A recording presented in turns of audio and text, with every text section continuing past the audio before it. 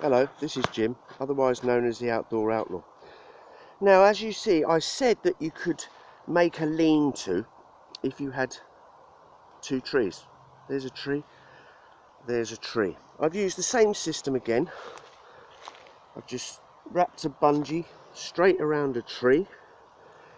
Now, I like carabiners because they're just a little bit less hassle, because you try and get the bungee through this. When your hands are cold, it's fucking difficult. But if the carabiner is already attached, all you have to do is stick it through the hole, or you can actually hook the carabiner onto there. You'll know what I mean in a minute. It's not rocket science. As you can see there, and because I don't want to overstretch the carabiner, I just use another overstretch the carabiner. Duh, dickhead. As you see, there's mistakes in this video as well. Who cares? I don't, because that makes it more real. Anyway, yeah, as you see, that is a carabiner. This is the bungee, and it's attached to another bungee because I did not want to overstretch the bungee. Anyway, blah blah blah blah blah blah blah. As you can see, now this is the tarpaulin setup. This is a lean-to, but with a difference.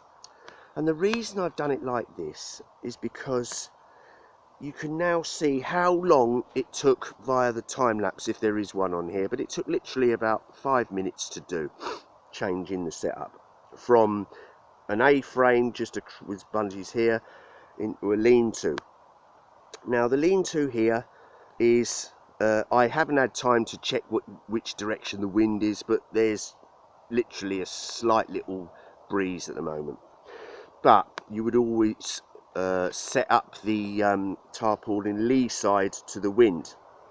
Now with this, as you can see, I put 2 poles, and the reason being, if I haven't bungeed them up, all right, but if you pull it, it becomes more of this shape, right? Which means the rain can still run off it, but in the centre here, you can actually catch rain that you can use as drinking water. I've done this and I found it to be quite effective. You can easily catch, you need a good downpour, but you can easily catch a good 2 cups of water if it's a heavy downfall, which is quite an adequate amount. You've got a cup for the morning and you've got a cup for later on. Now the other thing is, with this, the next video I'm going to do is where I do the lean-to. I'm going to make these lower, and then I'm going to tuck this piece under like an envelope flap so that it goes towards the stick, but the stick won't be there. But you've got the general gist of what I'm saying, I hope. But anyway, in the next video you will see what I mean. Now this is quite an easy setup because you just have, as I say, bungee, then you have your little tent peg, and in that corner a tent peg as well. You could, in fact, if you want to, as you see there's an eyelet there, you could stick a tent peg through there, or unless you're going green and you use pieces of wood, fair enough, but you can go through the hole, and there's the other one there.